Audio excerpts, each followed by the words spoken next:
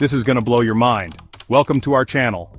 Today, we're diving into the art of French kissing. Whether you're a beginner who's never had a French kiss before and you're nervous about making that first move, or you're someone who's kissed plenty but wants to take their kissing game to a whole new level, this video is for you.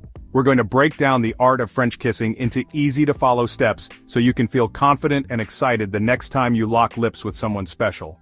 Remember, a great kiss is all about connection, passion, and knowing how to read your partner's cues. So, if you're ready to become a master of the French kiss and leave your partner wanting more, stick around. Don't forget to like, comment, and subscribe for more tips. We've got all the tips and tricks you need to turn up the heat and create some truly unforgettable moments. Before you even think about leaning in for that kiss, let's talk about the importance of fresh breath. It might seem obvious, but trust me, nothing kills the mood faster than bad breath. Think of it this way, you're creating an experience, and every detail matters. Brushing your teeth before your date is a no-brainer, but don't forget to use mouthwash too. It gets into all those little nooks and crannies that your toothbrush might miss. And if you're on the go, pop a mint or some gum in your mouth a few minutes before you think that kiss might happen. Having fresh breath shows your partner that you care about the little things and that you want to make them feel good. It's a sign of respect and consideration, and it instantly makes you more kissable. Plus, when you're confident about your breath, you can relax and enjoy the moment without worrying about any potential awkwardness. You can fully immerse yourself in the kiss, which makes the experience that much more enjoyable for both of you. So make fresh breath a non-negotiable part of your kissing routine. It's a simple step that makes a world of difference. Alright, you've got the fresh breath covered, now let's talk about setting the stage for an amazing kiss. Because a truly great kiss doesn't happen in a vacuum, it's all about creating a vibe, an atmosphere that's charged with anticipation and desire. Think about it, what makes a moment feel romantic? Maybe it's dim lighting that casts a warm glow or soft music playing in the background. Maybe it's a particular scent that evokes a feeling of intimacy.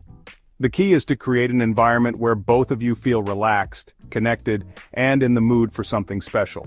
Now, this doesn't mean you need to go overboard with candles and rose petals. It's more about being present in the moment, paying attention to each other, and letting the energy build naturally. Make eye contact, let your gaze linger a little longer than usual, and don't be afraid to break the touch barrier with a gentle touch on the arm or a playful brush of the hands.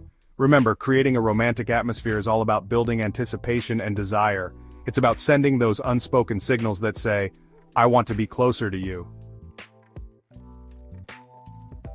Okay, so you've set the mood, the energy is right, now it's time to initiate that first kiss. And the key here is to start slow and gentle. Think of it like a dance. You're not going to jump straight into an intense tango. You're going to start with a few slow and sensual steps to get into the groove. Begin with soft, lingering kisses on the lips. Don't rush, savor the moment, and let the tension build. The goal here is to create a sense of anticipation, to make your partner crave more. As you continue these gentle kisses, pay attention to your partner's body language. Are they leaning in closer? Are their lips responding to yours? These are all good signs that you're on the right track. Remember, the first kiss sets the tone for the entire experience, so take your time, be present, and let the passion build naturally. Now, as you're kissing, don't underestimate the power of touch. Using your hands can take the kiss from good to unforgettable. Think about it. When you're physically close to someone, your instincts are to reach out and touch them, to feel their warmth, to draw them closer. Gently cup your partner's face in your hands, letting your thumbs caress their cheekbones, or run your fingers through their hair, feeling the texture and the warmth against your skin. You can even slide your hands down their back, pulling them closer to you, deepening the intimacy of the kiss. The key here is to be deliberate and sensual with your touch. Avoid any sudden or jerky movements. Instead, focus on creating a sense of connection and desire. Remember, touch is a powerful tool for communication. It allows you to express your feelings without saying a word, to deepen the intimacy and passion of the moment. Okay, so now we're getting to the French part of French kissing. This is where things get a little more heated, but remember, it's all about building up gradually. Start by gently parting your lips a little wider and softly touch your tongue to your partner's. Think of it like a tentative exploration, a way of testing the waters and seeing how they respond. If they meet your tongue with their own, that's a good sign that they're enjoying the increased intensity. Now, here's where a lot of people go wrong. They get carried away and go in for the tongue tornado. But trust me, less is more when it comes to tongue. Instead of darting your tongue in and out rapidly, try slow, sensual movements. You can gently swirl your tongue around theirs or lightly trace the outline of their lips. The key is to be playful and experimental, but always be mindful of your partner's reactions. Speaking of your partner's reactions, one of the most important aspects of any kind of kissing, especially French kissing, is being attuned to your partner's cues. This means paying close attention to their body language and how they're responding to your kisses. Are they leaning in closer, deepening the kiss? Are they mirroring your movements, creating a sense of synchronicity? These are all great signs that you're on the same page.